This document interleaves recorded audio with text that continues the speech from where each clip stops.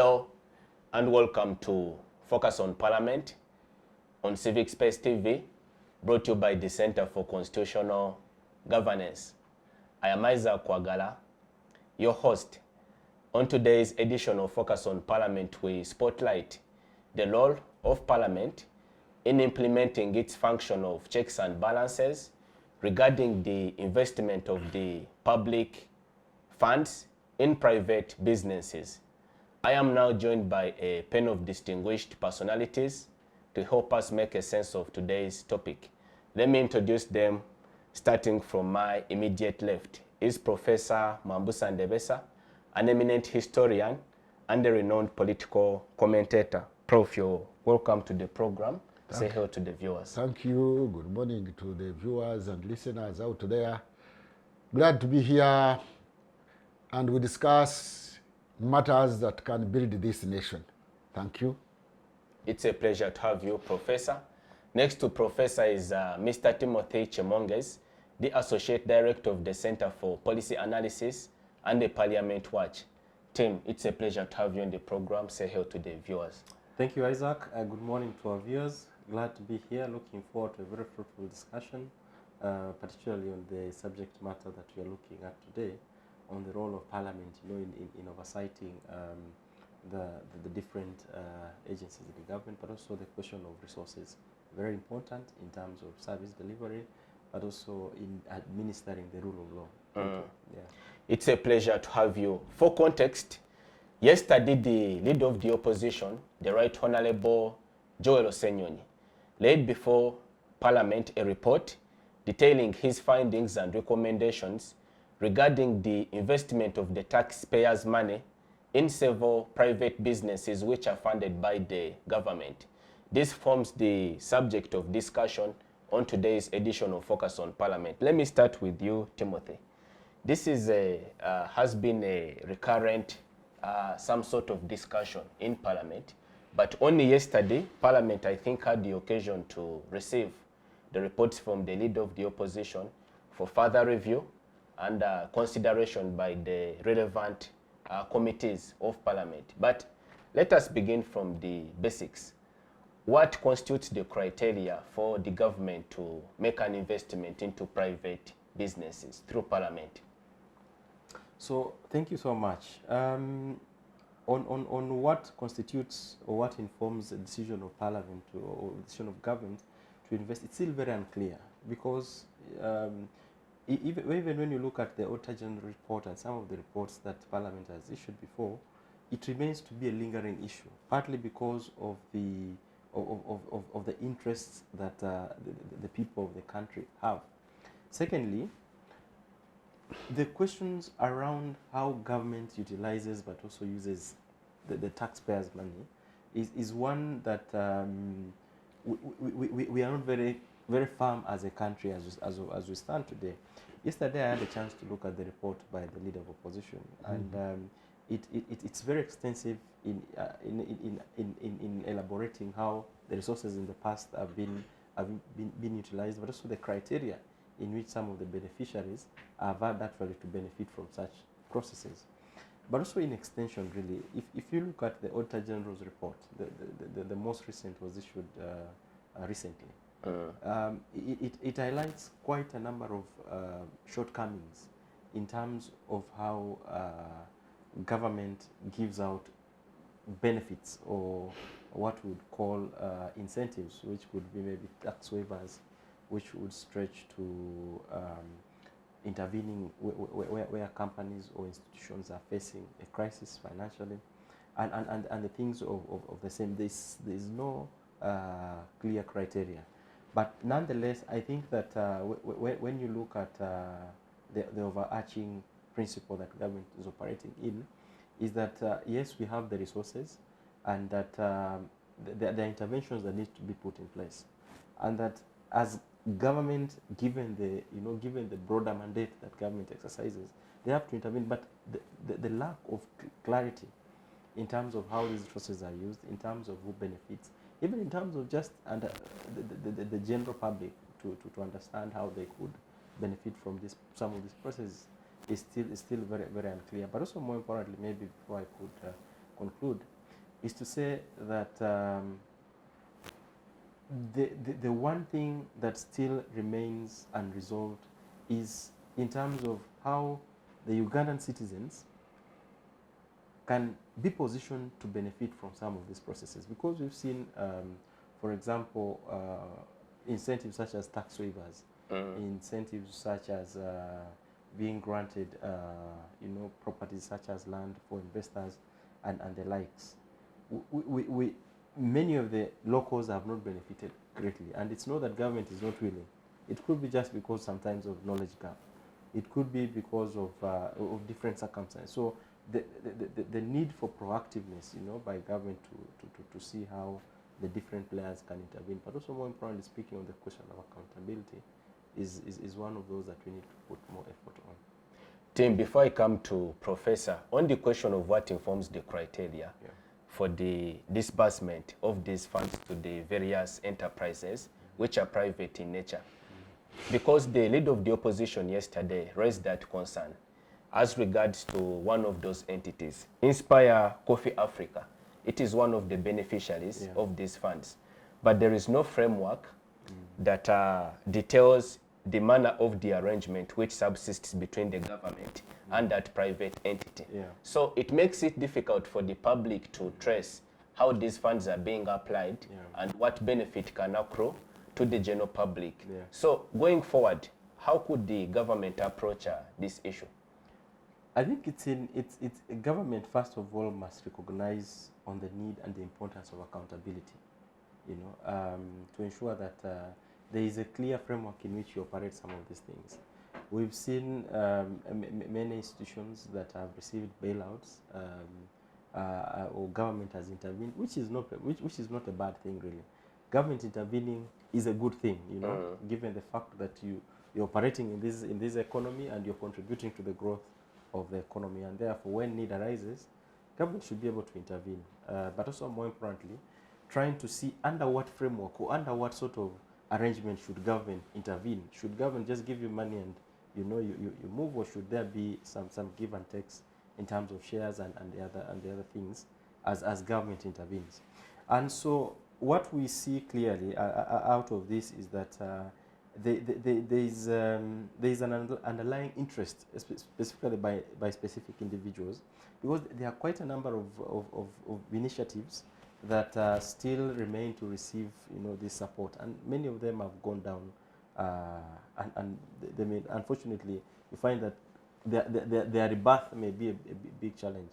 And so looking at, let's say, the coffee, it's a big sector, and that we must continue to support. But so the way forward really is to see provision of a clear framework in which we operate for some of these interventions.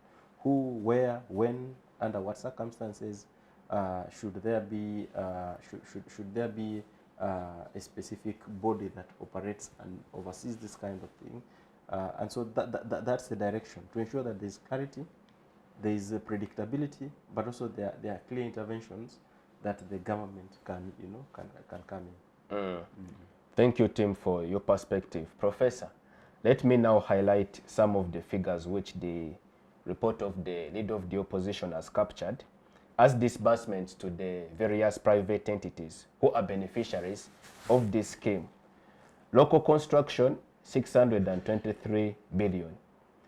Atiak Sugar Factory, 553 billion.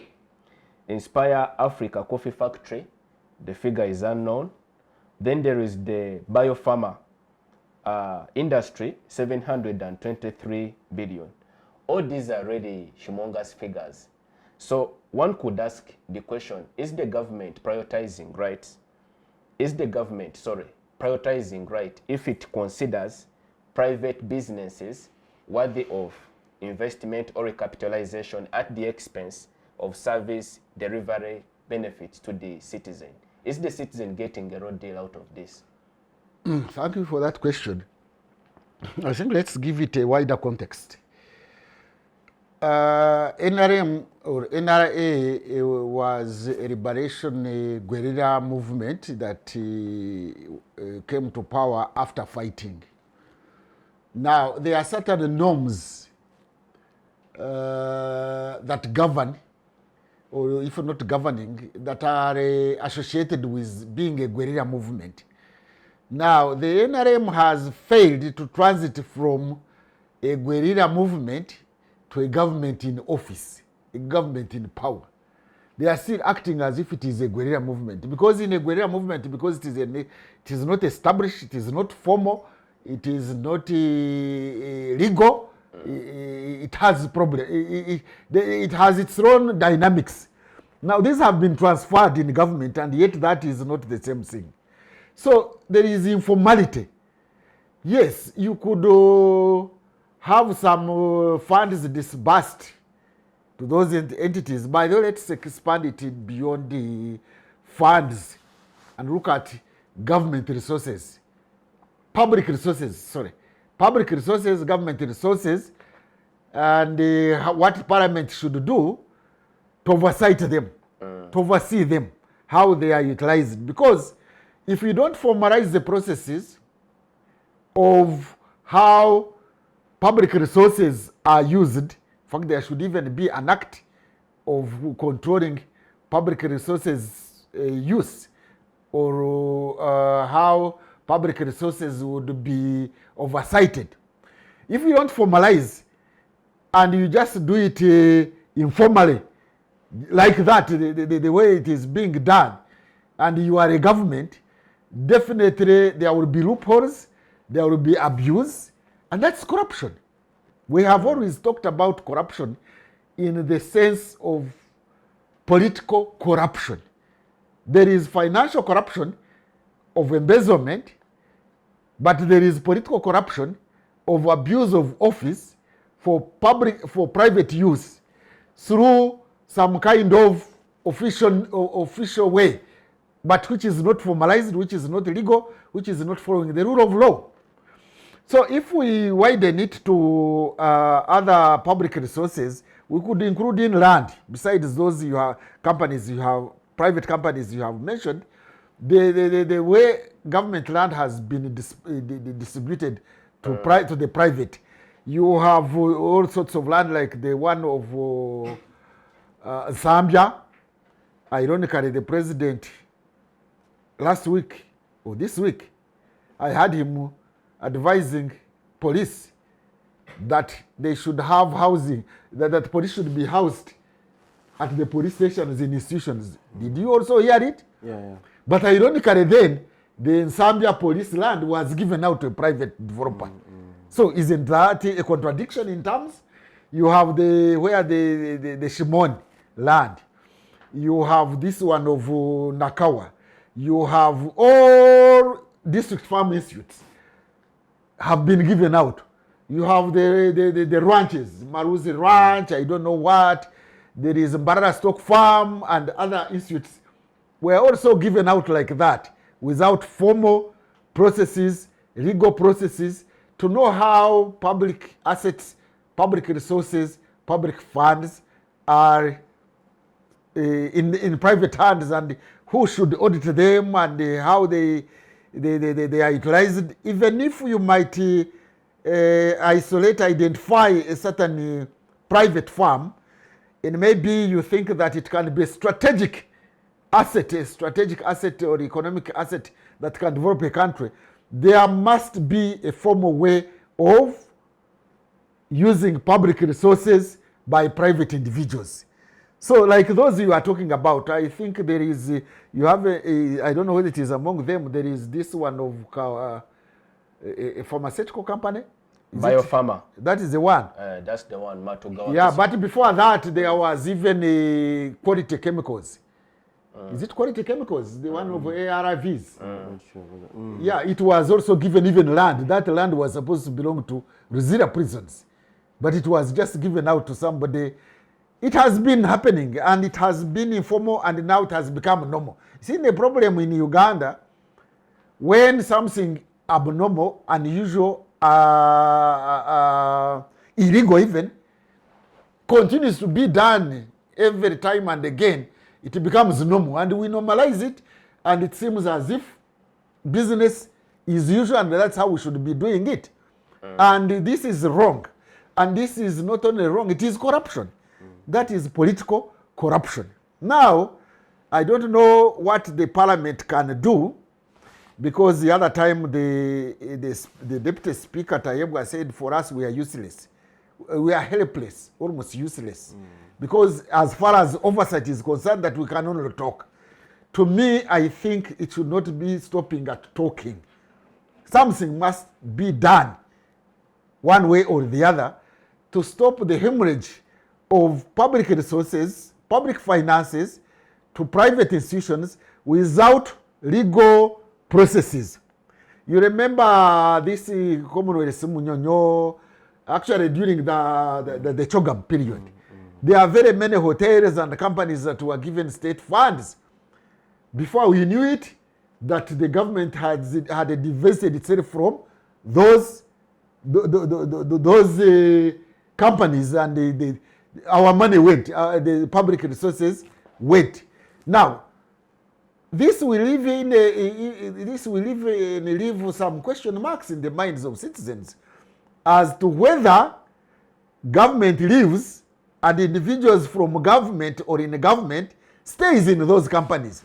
You have had people raising that issue, that maybe the government deliberately, government officials or government individuals took those resources to those private firms in order later to divest themselves from government from them, and then they become private businesses. Secondly, because they begin like that, there is a way the image comes up as if they were part and parcel of government, and they begin getting even privileges. They begin unfairly competing with other firms, with other business enterprises. Somebody was telling me this last meeting of, was it agriculture people in Africa? It took place in Munyonyo. Of the ministers. Yeah. That accreditation of officials in Munyonyo was being done at this Zambia hotel. What is it? Mestir. Mestir. You imagine where Munyonyo is, and accreditation is being done at Mestir. It was this just sharing, and you know that Mestir is in a property which is to be a government property. Now, when you begin saying the government farm in Masindi, or government farm in Rira Maruzi, or a government stock farm in Barara now is in the hands of individuals, how are you going to audit them or to hold them accountable?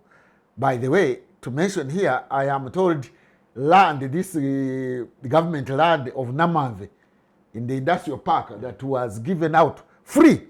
By the way, that land is free, 100%. You come, you are given land. You go and find out the people who have it. They are the people in the government, or they are relatives. They have that land. They are not business people. They are not industrialists. They are not manufacturers. They have land. I am told some of the land is under the names of a hotel. Some land is under the names. You can go and prove. I went there with students, my students on industrial training. We found some of that land was allocated as nursery schools, as primary schools, as hotels in an industrial park, you know. And people got free land, prime land in Kampala out of that, just allocated like that. So I don't think this business of doing, of managing government business informally must change. If it doesn't change, then that's the mother of corruption. I have always said that political corruption is the mother of embezzlement, corruption, or financial corruption. Because that's the individual making decisions on behalf of government, but there are no government processes, there are no government formalities, they are not following certain regulations, and we don't know how those funds are being used, and yet they are public funds.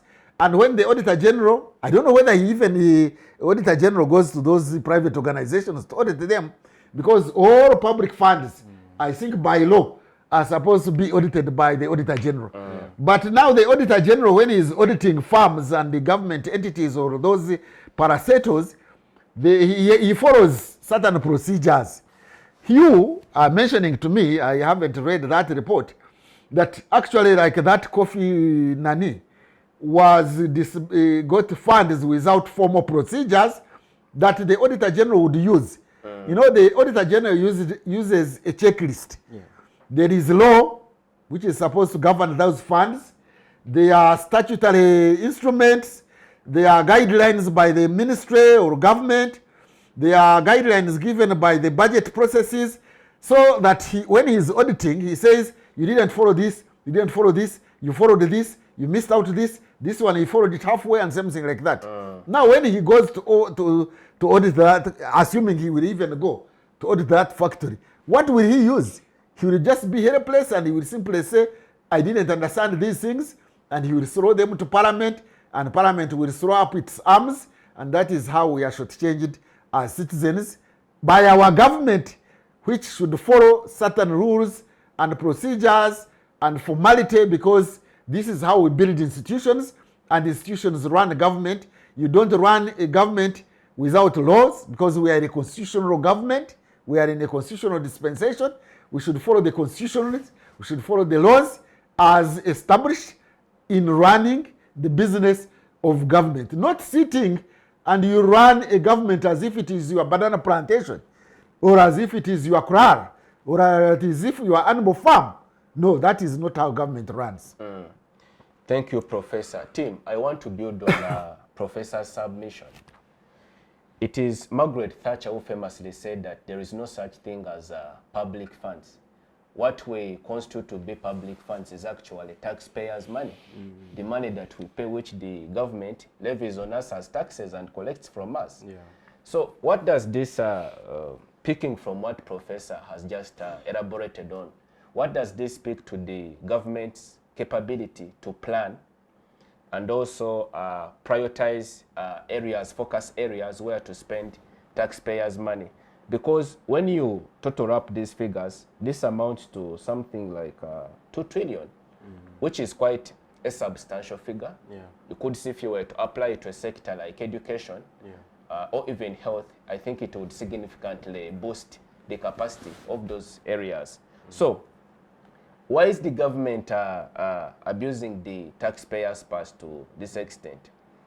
I think that there is a fundamental problem in the accountability structure, or the premise for which we all fall back on how these resources, on how we operate. Prof highlights to you that you have a whole industrial area that ideally should be a premise where we are promoting industrialization, and that the people who should ideally get space there are people who are directly contributing to the endeavor of the of why that was established. But you find others are now residential, others are staying there. They are nursery schools, and a total reflection of abuse and impunity at its best. Secondly, we've seen these matters highlighted by the Auditor General's report in terms of how resources are used, in terms of how now the famous parish development portal, I think a fairly good idea if implemented well, but looking at how it's being implemented, looking at the understanding of the different players, including the public, of how they are viewing this money, of course, you see that there is a fundamental problem in the realization of the target. You look at, for example, the ATIAC, which we've now supported for some time. We've supported for some time, putting a lot of money there.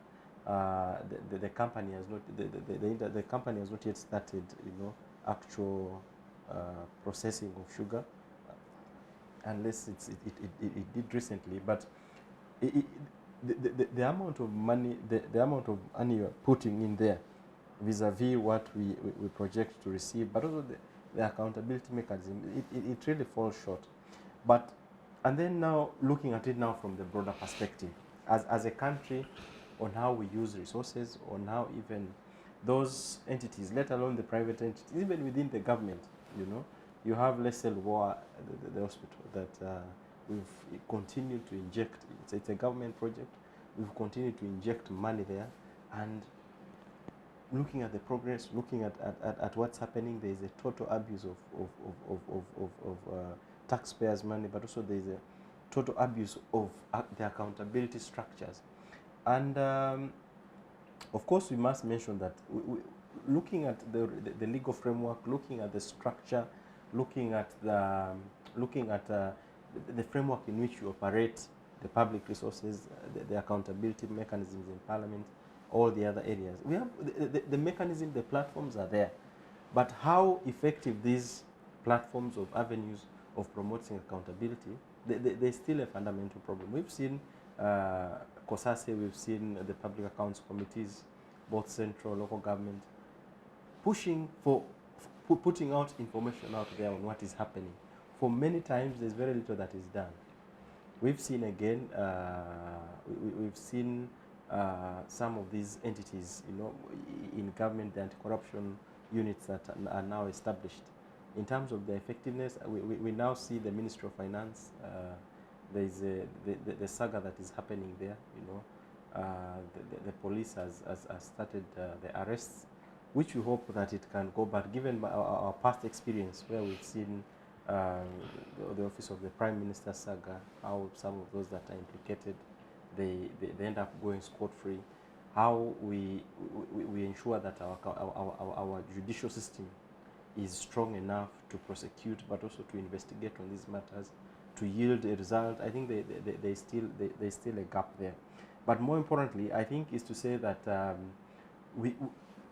we have to embrace the question of accountability, and I think it must come from the people.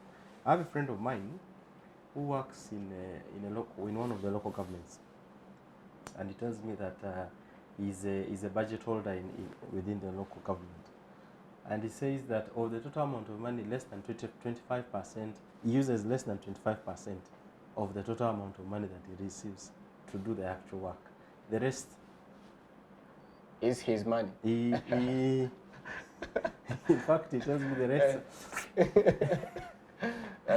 You see, incompetence in Uganda today, where we have reached, is planned, is intended, is official.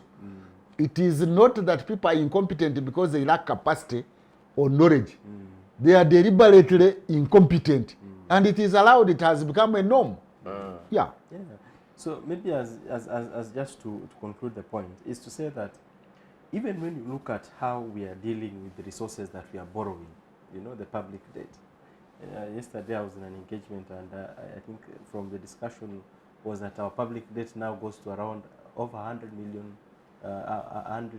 trillion shillings, which is a huge amount of money comparing to our GDP. But also when you look at how this money is being utilized, we notice that there are two things. One, the preparedness of government to even utilize this money when being borrowed is a big challenge. You see government going to borrow the money, they don't have a plan in place, and when the money comes, there is nothing that happens. We've seen that with now the Ginger Express Highway. We received actually ADB, which had actually fronted to support the project, already committed and disbursed the funds. But the project has not yet started. Of course, there are concerns around the project affected persons raising concerns on their compensation of land. But there has to be a clear way in how on the money that we borrow is clearly utilized. Look at the road going to Masaka, the Mpigi Road. It is still, there is a lot of incompetence. We actually go to learn also that the KCC had also received a lot of money commitments from different lenders to support in the infrastructure around the city. Nothing is happening. The absorption rate of these loans is extremely low. So there is a fundamental problem in how we utilize or strengthen the accountability mechanisms in our country, and because of that, many people go scot-free. Many people are able to do whatever they want, and there is at the end of the day, you find the public getting a raw deal. Professor, speaking of the strengthening our accountability mechanisms, one of the adverse findings that the report of the leader of the opposition has made is that the legal frameworks that put together the arrangement between the government and these private entities is quite opaque. What does this speak to the capacity of the Parliament to oversight these arrangements? The Parliament gets into a quagmire because on one hand, they may wish to hold those officials accountable. On the other hand, they have no basis to hold them accountable because they were not involved very much in the processes in which such funds were dispersed. Normally, even the Parliament at times refuses to appropriate those funds. They are called in a caucus meeting, and you know NRM has got a super majority, and the following day they pass. This time they say, now that for us our position was this, but the executive, the president's position is the other way. And we, you know, recently Katuntu made an interesting statement.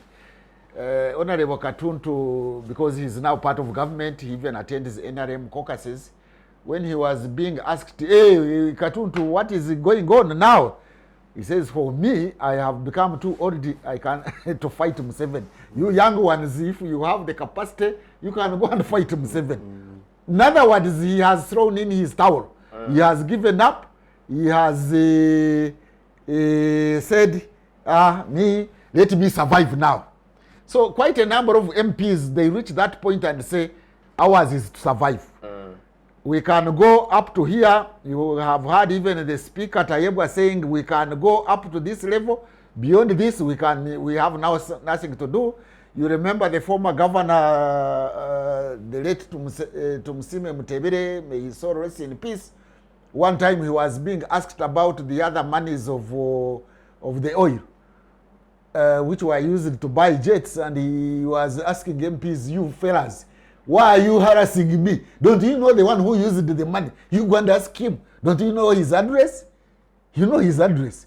Now, what lesson are we learning from that kind of giving up?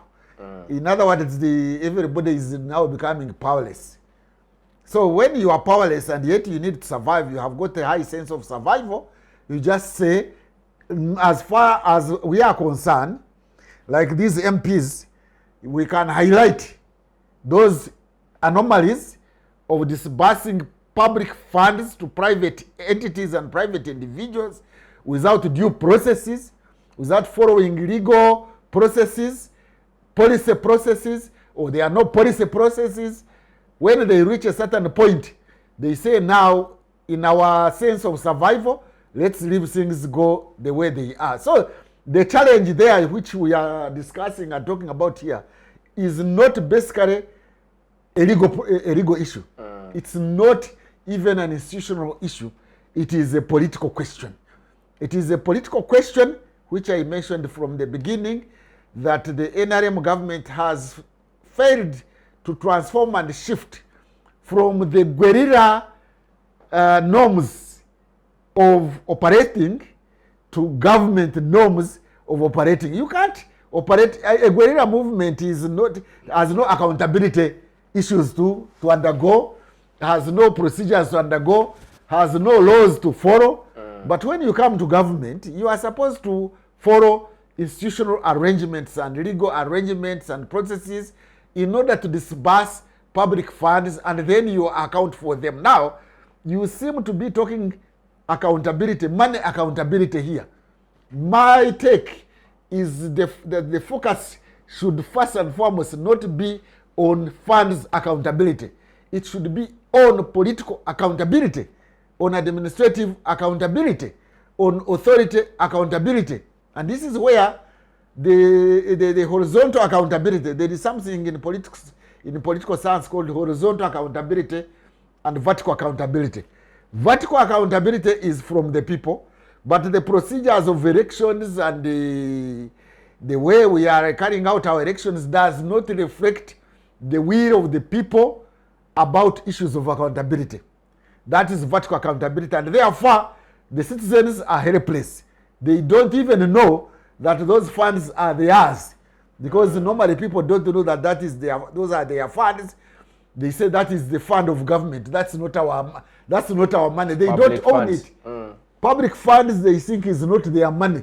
They don't think about it at all. That's why when when we were debating the issue of graduated tax, many people used to say, no, how can government run without tax? But we were telling them, you think this small monies you pay as graduated tax is the one which runs government? That every day when you buy salt, when you buy a pen, when you pay fees, when you travel, whatever you buy, you are paying a tax. But people do not identify and connect those things. So that is the question of funds accountability. But when it comes to horizontal accountability, yes, it involves funds. Horizontal means government on at the same level. You are talking about the judiciary, the executive, and parliament holding each other accountable, and the institutions therein, because we have got police, we have got IGG, we have got Auditor General, we have got other institutions of accountability at that level. They are not functioning properly. They are intimidated. They are also survivors, individuals who are there. Some of these things don't think that they don't know them. We are talking about them as if they don't know them. They know them, but because of informality, running a government informally, which some people call neo-patrimonialism or patronage, is what has made African countries, Uganda inclusive, remain behind.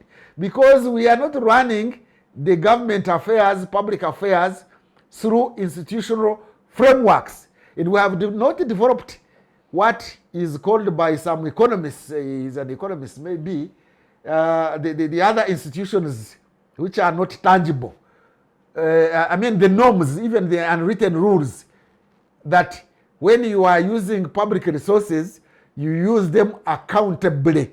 In other words, even in Uganda, we do not use good governance principles in running the state. There is actually hardly any reference and application of good governance principles. Maybe we should have the Ministry of Good Governance directly that would remind us, although I don't know whether that one would work, because when you are talking about transparency as one item under good governance, those monies you are talking about are not dispersed transparently. The people who are given those monies do not first write to government. Their proposals and business plans are not discussed. We just wake up one day to hear that government is asked to disburse $500 billion to company Y. Oh, yes, how did it begin? We have been asked to put this in the budget.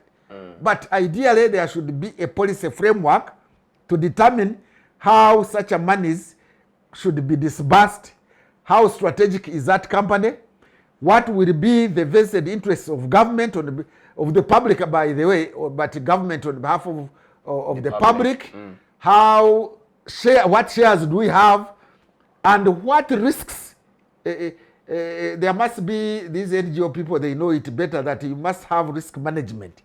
You must have a risk management schedule and see how to avoid those risks, and when something happens, how you will recoup your funds. But that is not there. And this is not basically in the realm of financial accountability. It is in the realm of political accountability. And we don't have political accountability in this country. Our MPs' hands are tied. The other day, the speaker, the deputy speaker, publicly, openly said it, that parliament is helpless, is useless when it comes to oversight function, because he said it in his own words, we stop at talking. Really? A whole speaker tells the public that we stop at talking, and he walks with his head up, and citizens are keeping quiet. That parliament, which is mandated to carry out political role as oversight, is helpless, and its leader says we are helpless. Here we are helpless. He said the fellow MPs or whatever, honestly, I think that's the word he used. Honestly, we are helpless. Come on. This must be a cassava republic where a speaker of a parliament can say openly, publicly, in the glare even of cameras, that parliament is helpless. In a government, a modern government in the 21st century, the speaker said that parliament is helpless. Perhaps that's a summon to the citizenry to run to the rescue of parliament. We don't know what to do, whether we should laugh or not. The speaker of parliament says we are helpless. Focus on Parliament takes a short break. Do stay with us. We'll see you back shortly. Digital rights are those human rights and legal rights that allow individuals to access, use, create and publish digital media or to access and use computers, other electronic devices and telecommunication networks. Digital rights include a right to freedom of expression, information and communication through technology, a right to privacy and data protection, a right to credit for personal works, a right to universal and equal digital access, a right to identity, a right to anonymity, a right to be forgotten, and a right for protection of minors, among others. The state's digital rights are frequently violated through various unfair actions, for example, blockage of websites and social networks, theft of credentials, unauthorized use of people's data for personal gain, privacy intrusion, online censorship, arrests and intimidation of online users, internet blockages, and the proliferation of laws and regulations that undermine the potential of technology to drive social, economic, and political development worldwide. It is hence every citizen's responsibility to respect rights of other digital users and to speak out or report to the responsible parties when one's rights are violated. Welcome back. We are glad that you're still tuned on Focus on Parliament on Civic Space TV. In this episode, we continue interrogating the investment of public funds in private businesses, and also what role the Parliament is playing in ensuring that this complies with the country's legal and institutional frameworks. Professor, concerns have persisted that some of these arrangements between the government and private businesses, which ensure that public funds are applied to support private enterprises, could be a work of the political elite to conspire against the public. A case in point, we have the specialized Namamve Industrial Park, which the government conceived as a space to provide free land in terms of incentives to prospective investors, and then they provide employment to the labor force in the country and also contribute to the expansion of the taxpayers' base. But today, as we know it, we see a lot of private enterprises which are totally disconnected from the principal aims of that program. What could be the missing link? What is the weak link? The weak link in how a number of public land is being abused is the missing link of other public assets, including, as I pointed out earlier on, district farm institutes, government farms, because there were government ranches all over the country around that time. Then other public land.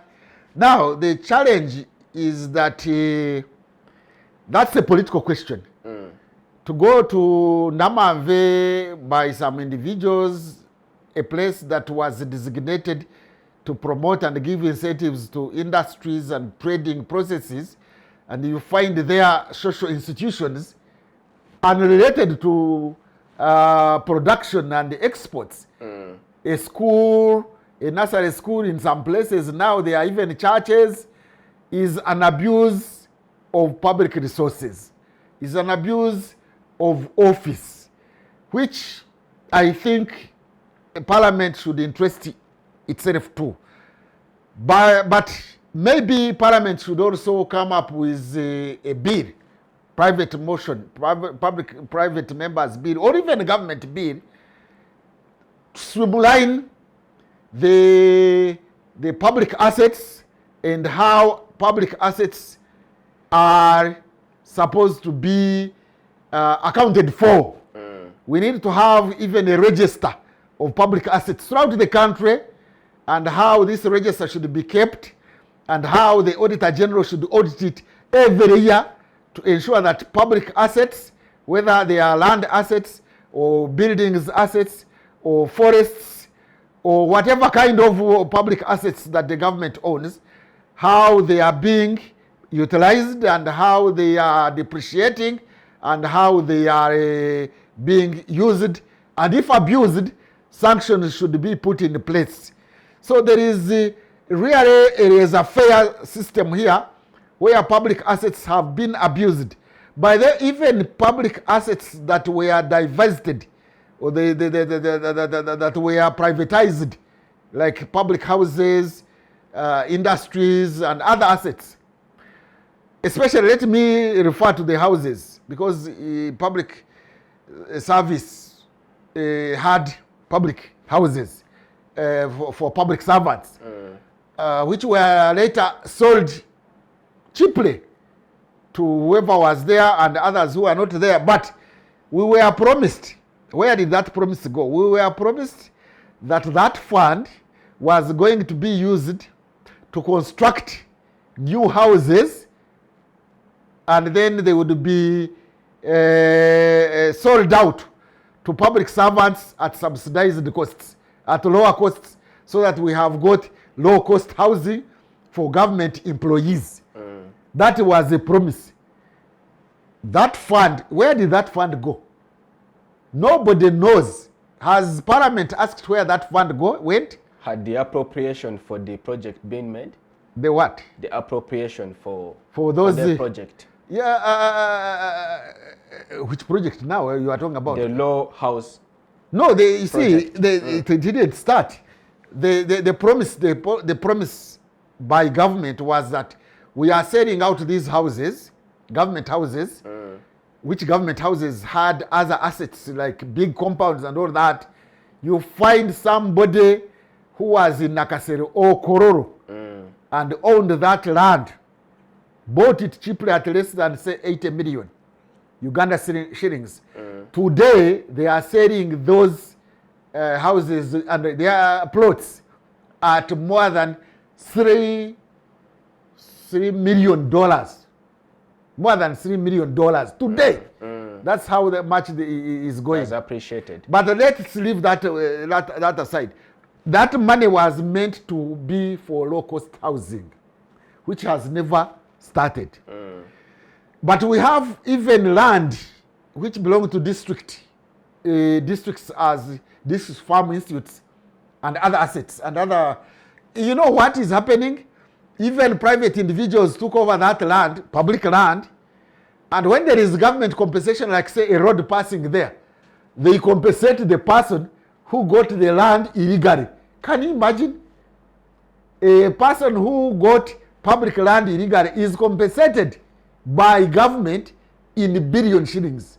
Really, this has become in Nyankare what they call kabetemere. Kabetemere is supposed to be a banana plantation where anybody can go and harvest when the owner has died or the owner has shifted away or has disappeared, and ceremoniously, so everybody can go there and harvest. So public assets have become kabetemere, that you go to a former government land, you own it, you don't buy it, you take it over, and then when there is a public construction going on, whether it is power or post or telephones or roads or railways, then when there is compensation, they even compensate the very person who took over that land illegally.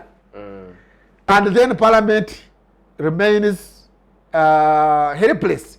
So that is why I'm still, to repeat myself, proposing that there should be a bill and subsequently an act of protecting public assets, and then a policy as to how public assets should be administered or governed. But there must be an institutional framework, a legal framework, and other frameworks as to have public assets and public resources generally, including the money, are managed so that there is a smooth, transparent, accountable, responsible way of disposing of public assets or contributing funds to public, to private businesses. But let me mention this one. Based on the hands up by the Speaker, Right Honorable Tayebwa. That action of hands up, of giving up, of surrender, because the Speaker of Parliament, Honorable Deputy Speaker, surrendered, said, what can Parliament do in this regard? Ours is to talk and we stop here, honestly. So he was honest, and he even had his hands almost up. Now, I think what he was inviting was that horizontal accountability, that is accountability of government, especially oversighting the executive, to do nyampara to government, to the executive, by the judiciary and the parliament and other accountability institutions, like even the one of public assets, the IGG, the police. There are very many accountability institutions out there. They seem to have surrendered. And what the Speaker, in a way, indirectly is saying, you, the public now, in the public glare, in the public view, under cameras, in a national institution as Parliament, I am telling you that for us, as accountability institutions, horizontal institutions, we have failed, or we have been failed. Let me put it there that way. We have been failed, we have no power, we are powerless. Therefore, citizens know that and come in. In other words, he is inviting vertical accountability now. Accountability from the citizens. Citizens listen to the Speaker. He's saying we have surrendered. We are powerless. We are under captivity as Parliament because we cannot hold the executive accountable. We can only talk here. And here I am telling you that you come in through vertical accountability, i.e. social accountability. Accountability from the citizens. So if the citizens don't wake up and hold their government accountable, public assets are going to disappear, or have disappeared, or are continuing to disappear and are abused. Public resources now are given to individuals. By the way, let's not be misunderstood. We are not saying that government may not identify a strategic business and assist them, but I don't know why they don't assist them by giving them loans. You can have loans to those companies. You don't simply say, we have given you money and you repay when you want. No, there should be a way, because if you guarantee them a loan, have you provided for risks? In case they don't succeed, how do you recoup your money? At which interest rates are they giving the public funds to those organizations? And is it an open policy so that all investors who would want to apply for government money have got a way of applying, competing, and there is a process, a justification, a good proposal, and all this, so that they compete. One who wins, who has got a suitable title, a suitable proposal, a suitable business plan, and at the same time, that company in which he is going to invest is a strategic company, then he can access funds through the banking system, and what the government can do now can stand surety for that person, and then the payment reschedule to recoup the money is given, so that the Auditor General knows that the money which went to company Y, it was under this arrangement, under this payment schedule, and now it is 2 years you haven't paid this much, you are accountable, and when afterwards you fail, government owns that property and runs it as a government or sells it to recoup public resources. There must be a formalized, institutionalized, legalized way of how government uses taxpayers' money, of how government uses public assets and resources, because a government must account. We have to apply the principles of good governance. And they have those items clearly, like transparency, like responsibility, like accountability, like participation, and the like. So, members of parliament, if you have failed, why don't you tell us openly, rather than through this surrender we saw with Tayebwa? That was indirect surrender. One has to read in between the lines to say parliament has surrendered. Why don't they tell us openly that we have surrendered? Please, citizens, find ways and means of holding government accountable through vertical accountability, not horizontal accountability. I think we should equally ask the judiciary, we should ask the Chief Justice also to tell us openly that I have also surrendered. Because recently they made a ruling about the court martial and did say that with effect from today, when we are making this judgment, people who are held under court martial, a process should start and quickly have them transferred, having their files transferred to the civilian courts. It has not been done as fast as the judiciary wanted. So, in a way, we need to have Owinyidoru. Also, graphically and symbolically, surrender. So that we know that horizontal accountability everywhere has failed. The other day also, horizontal accountability from the IGG, Madam Kamya. She also proposed that there should be lifestyle accountability, and the president said no, don't do that, and then she also surrendered. She should also come out clearly, put up her hands and surrender, and we know that accountability is also not possible. And those who are holding assets, why are public assets of the ministries given to individuals? How? Who are those who are in the district farm institutes? Who are those in government ranches, former government ranches, and operating there, whether it is in Masindi, whether it is in Maruzi, whether it is in wherever? Who are those who are there? How do they go there? How do they pay government? How? Who is now holding those companies that have received the monies accountable? During Chogam, we gave out a lot of money to the hotels. Who has followed them up and who has recovered the monies that those who borrowed them have failed to pay back?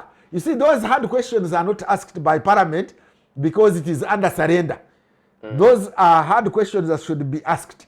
That for us, ours is to highlight them. For example, I think the Parliament should go ahead and look for where the money that was collected from selling public houses and the account where it went, how it has been used, and why wasn't it used for constructing low-cost housing. They should ask for that. When the colonial government was going, before the colonial government, before independence in 1950s, government constructed housing stores for the traders. This natural music you see, those are government stores. Who is now owning them? How did they own them? Because these were government stores and they were never sold publicly. We don't know how they went. Later on, there are some houses, such houses, which were handed over to this Uganda Chamber of Commerce and Industry. Uganda Chamber of Commerce and Industry. Members of Parliament, if you are listening to me, The Uganda Chamber of Commerce is supposed to be holding those assets on behalf of citizens, or on behalf of traders. Can you go and ask the Uganda Chamber of Commerce and Industry where those assets are? If they no longer have them, how were they disposed of and who took them and how and where did the money go? Because those are public assets. Speaking of hard questions, Professor, in the past there have been questions surrounding the criteria applied by the government to make these interventions of assisting or coming to the swift aid of private businesses. A case in point is the notorious example of Sembole Industries, which I think sustained financial struggles in its operations, and it made an appeal to the government to come and reinforce it, but the government declined. Yet we now see the government making swift interventions to turbocharge and support the operations of other companies. No, they are and previously, on this program, you have proposed that the government introduces a robust legal framework in a case of a bill or a policy to ensure that these areas of intervention are streamlined. So, in your view, what could be the chief considerations for applying the intervention? You see, those individuals, private individuals, are given those public money politically. They are done politically. Yes, even the other one could be political, but it should be political through the legal system. The government should come up with the criteria for giving money. I mean, people lost their assets like the Chigundu. Chigundu, the former bank governor, failed. Greenland Bank, it failed, but it was not restored. And he lost his properties, including the other one on the lake. I think KIU was also his assets, and many other assets. He lost those assets. So, rescuing companies is not abnormal. Even in the homelands of capitalism like USA, when there was a financial meltdown, the likes of Obama and before Obama, I think, they rescued companies. So, rescuing company or boosting a company, if it is a strategic company, is okay. We are not, let's not be misunderstood that we are saying government intervention to rescue companies or to boost companies that are of a strategic nature is irrelevant. No, we are only saying that the process should be formal, open, transparent, and accountable. Not behind the scenes, because we don't know who is eligible for that rescue and who is not eligible. It is like even compensating these people who are trading with Sudan. I am told there are those who have been compensated and others have not been compensated. So what was the criteria? Was it open?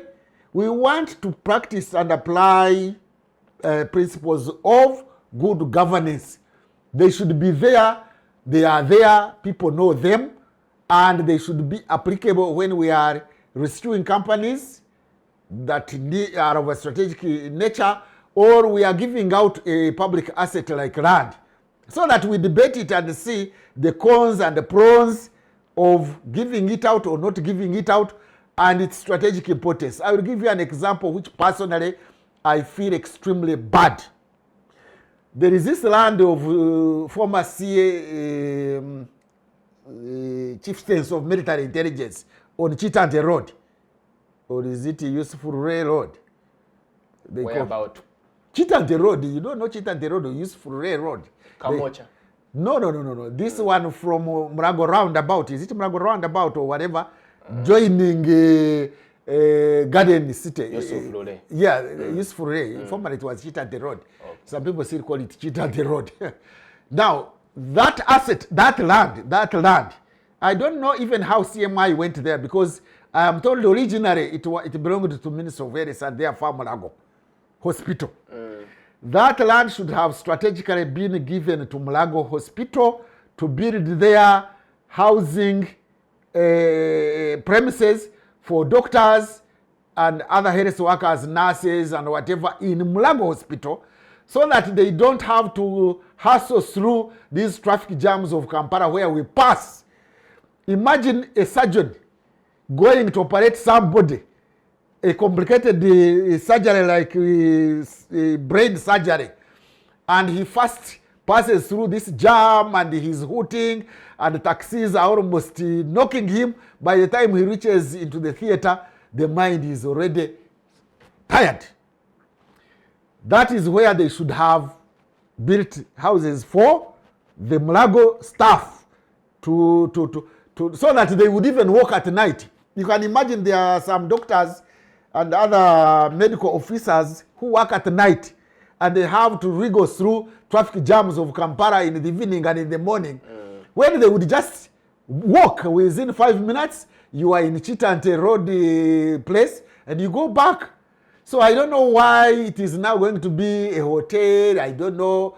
Maybe it is going to be apartments for rent or apartments for offices or whatever. Why wouldn't that strategic place have been left to Mulago as public health? Moreover, even across, by the way, if those of you who are listening and they know, across that is where the Ministry of Health is. So that's whole setup of Ministry of Health, that Chitante Road or Useful Road, road where Sudhir is constructing business premises, and Mulago Hospital should have been a setup for health workers. But it was given out. Why? I don't know. But why would it not have gone? Maybe people like me who feel strongly for public goods and common goods being very important should have come in to debate that issue and have proposed that that land should have remained with Mulago. You see, we have failed in the issue of delivering the common good as government, as public. And as individuals, as citizens, we have also not given that one attention. Now, you see how Kampala is growing, Kampala city and the other cities in Uganda. There are very many business people who have earned money and are putting up new infrastructure, high rises, businesses, schools and whatever in Kampala. And they look very, very, very nice. But when you are in the building and you look down and look at the public infrastructure, it is very, very appalling. The roads, the sewage systems, even some don't have, they are indebted to government in terms of water. They are going to cut them off. You can imagine a National Water and Sewerage Corporation cutting off water going to the, yesterday I think somebody was lamenting that cutting off Ruzira and or Mulago or Makerere University because government cannot afford to pay the water bills and those debts that they owe to these service organizations. And yet, there are very high buildings coming up. What does that show? It shows that the policy of government is not interested in the public good. You are promoting the private good, the private issues, and yet you are not paying particular attention to delivering the common good. And that a country that does not pay attention to public good or common good has no future. History is not on the side of that state that doesn't promote public good. Kampala is almost the only city I've seen, I've gone to, that doesn't have public transport. Public transport. Governments have public transport so that those who are poor can use public means, or even if they are not poor, the public means, especially in some developed countries, you have got a lane for a bus so that the buses don't go in traffic jams. And so those who prefer to go public go very fast, and gradually you will see people not even using cars, and therefore it will save on the environment. But that is not a plan for Uganda. We are just not planning, actually. You can see how we are not planning, even if I can digress a bit. We are not planning for these borders. The whole of Kampala has become almost a no-go area. People will fear to go to Kampala for fear of being knocked down by borders, but they are not managed. So, focusing on the public good is lacking in government, and therefore, is a mismatch between the professed ideology of NRM, which is a mass party, but it is not. It is a mass party, but it is not helping the masses. They say our policy is guided by a mass line, and they will say Bonaba Some. Bonaba Some is the professed policy of government for the masses, but you look at the dropout rates. When exams come out, you find about 2 million people, 3 going to P1, but less than 500 reaching even senior 4. You can imagine yesterday, but one, they announced the results, I think, of O level. I think the candidates were less than 400,000. And the parents cannot make sense of the results. Before we go to that, let me first finish on this one. Those who did O level are less than 400,000 in the whole country. And yet, those who joined senior 1, that is about 12 years before, were about 2-3 million. And now, only 400,000 have sat O level. So where is the mass line now? Where is Bonaba Some? O level, by the way, in full is called ordinary level. Ordinary, it is not 0 level, it is ordinary level. Meaning it is ordinary certificate. So if Ugandans, the majority of Ugandans don't access ordinary level certificate, how is that? So government needs to wake up and walk the talk. If you say you are a government of the masses, then the policy should be for the masses, not going to Ntinda, where almost we are, in the minister's village. You find very good paved roads. You go to Muyanga, there are good paved roads. Nakasero, good paved roads. But the road going to Chirudu, where patients go, Sarama Road, is in a dire state. So you should look at where the majority of people are. Even the road going to Mulago from behind there is not a good road. So you should now spend money where the majority, the masses, utilize public resources. But instead, we are spending money where a few individuals are staying. And that's not a mass line. That's a mismatch of ideology. That's a mismatch of ideology. If you think that you are a government of the masses, then the policy framework and budget framework should target the masses. Look at UBOS results, UBOS statistics. They will show you the map of poverty in Uganda, the poverty map of Uganda.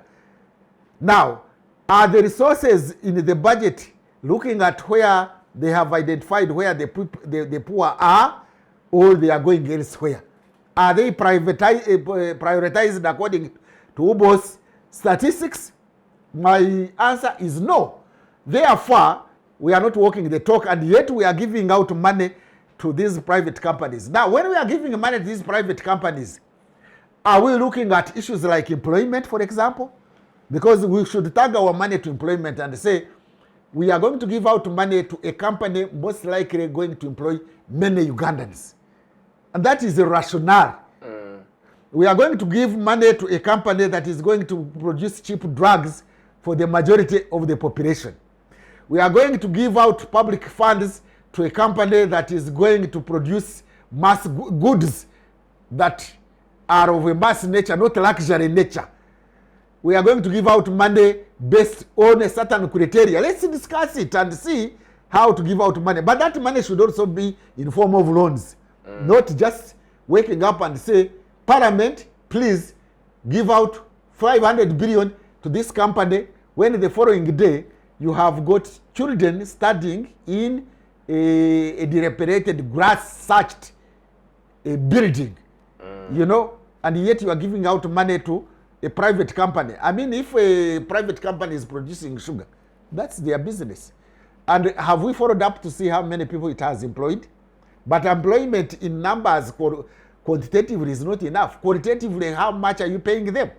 You know, working in a sugar plantation, cutting that sugar, I'm told even people when they are cutting that sugar, because it has got those things from the sugar cane, you have to put on a sack. You are not healthy. So are we looking at that when we are giving out public resources or not? When we are giving out public resources, to repeat myself again, the president identified the problem, and I identify with him just last week, if not this week, when he was addressing the police. Said no police should stay near the police barracks so that they don't get involved in spending money on transport and things like that. I agree with him 100%, more than 100%. But the same president gave out police land in Zambia to I don't know who, to go and construct hotels and the casinos and the supermarkets, and the others are still bushy. I mean, that is then a mismatch between the idea you have, which is a noble idea that police should be housed near, but then the practice is you are following up on private businesses. We are not saying private business should not be promoted because they pay taxes, because they employ people and bring in foreign exchange. Nobody is saying that. But let them set up their businesses. Let's facilitate them by licensing them and things like that. And in case they have cases, we make sure that they are not discouraged by those cases and things like that. But not giving them public land, because public land is strategic. It's for a common good. And the common good, to me, ideologically, the common good, justice, equality, should guide the government policy, which claims to be a government of the masses. If you are a government of the masses, then all your policies should be geared towards promoting the welfare of the masses. So, is the welfare of the masses targeted? I say no. Why do I say no? Look at the statistics of inequality in Uganda. Inequality in Uganda is increasing every day. It's not only income inequality. No. Even that UBO statistics, which is multidimensional poverty in Uganda, which looks at very many things like hospitals, schools, sanitation, housing, food security, because that UBO statistics of multidimensional poverty does not look at only income poverty. You find certain regions have multidimensional poverty of more than 60%, when other regions are already going 3%, 5%, 10%.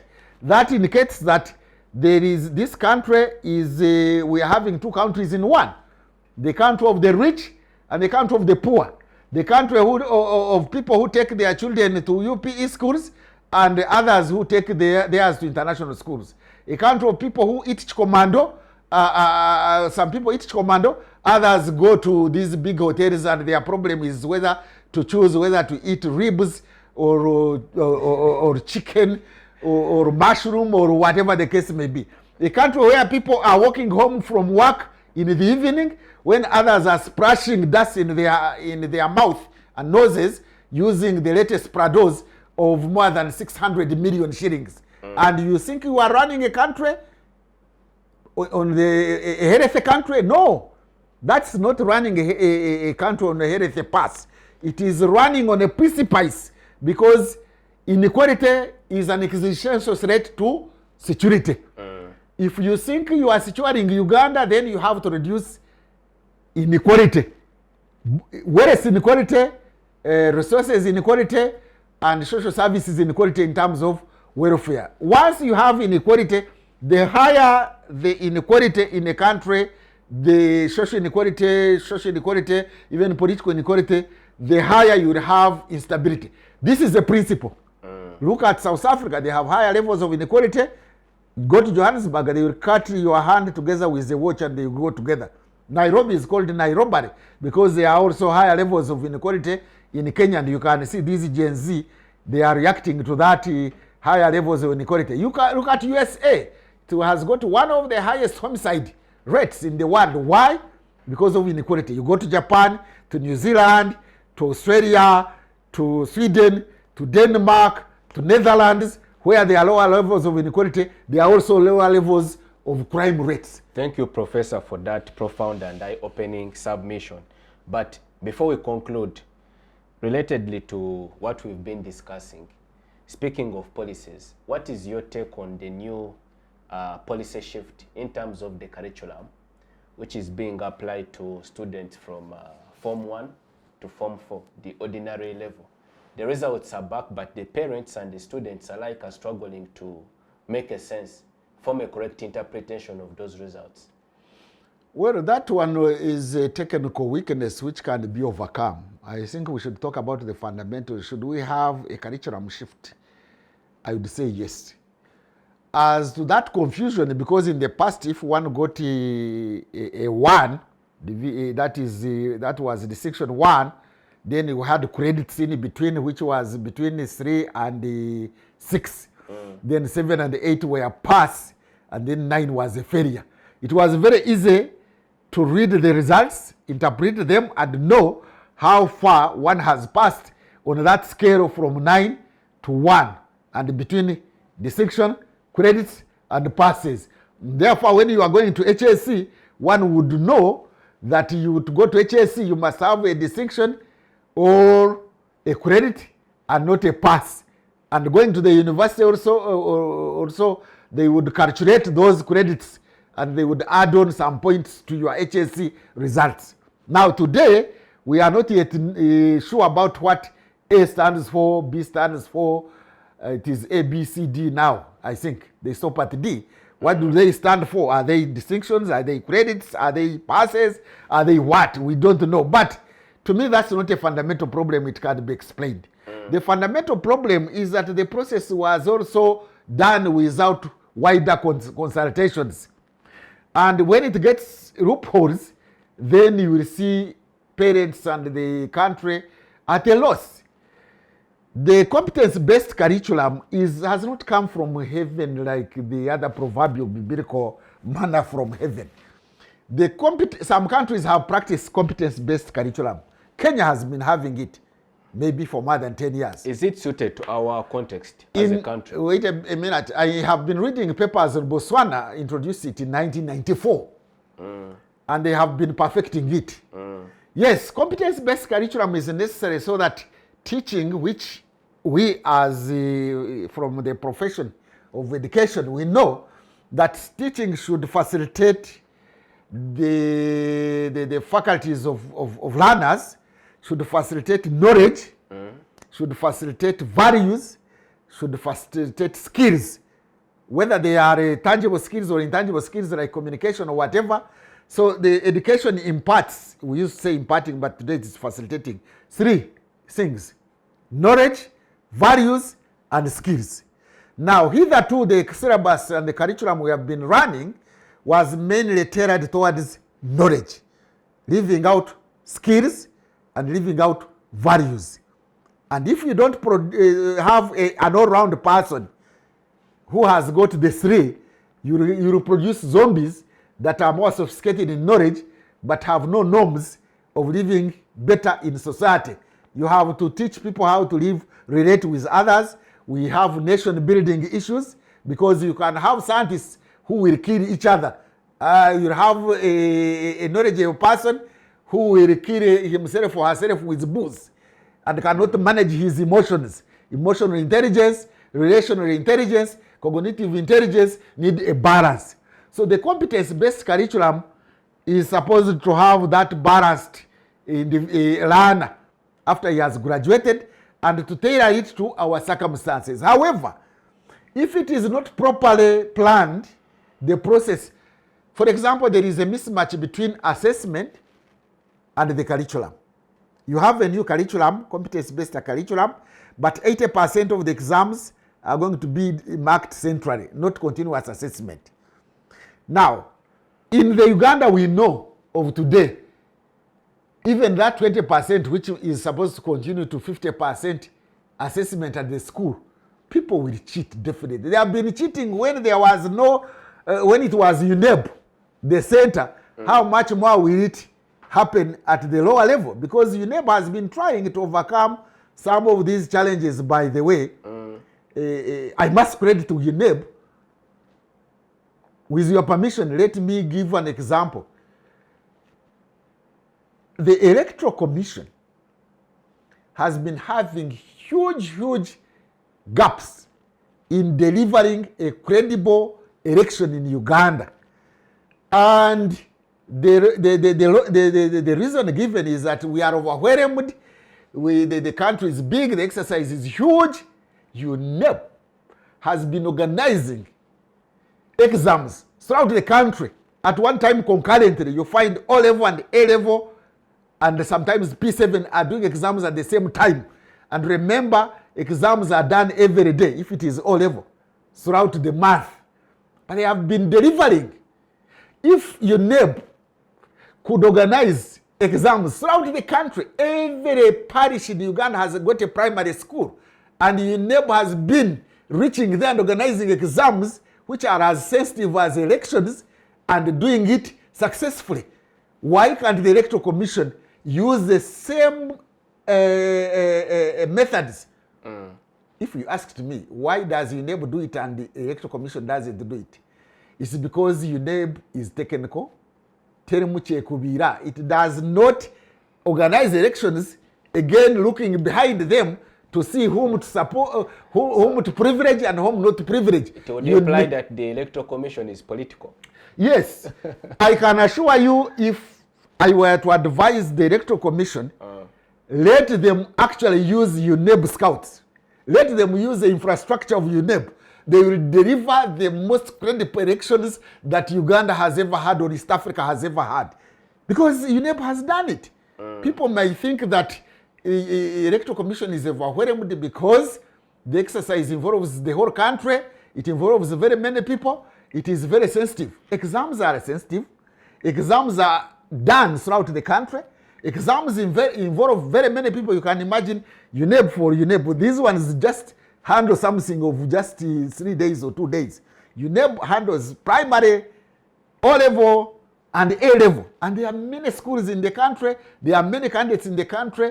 And an exam is very sensitive to steal, but they have done it. So kudos to UNEP for the work so far done, which has failed the Electoral Commission, because the Electoral Commission logic is political. The UNEP logic is technical. I think that makes the difference. Thank but you, for that question, I think the competence-based curriculum is necessary, because we have to give our children, our learners, our new generation competences to navigate through the lives of the 21st century. Thank you, Professor, for sharing your insights with us on today's edition of Focus on Parliament. Many thanks to our esteemed viewers for keeping us company from the start up to the conclusion of the program. Many thanks to the production unit for keeping us live on air. Our esteemed viewers, do engage us on our various social media platforms. We are on X, we are on Facebook, we are on Instagram. You can subscribe to our YouTube channel, where you can also watch this program. We'll see you next time. Be blessed.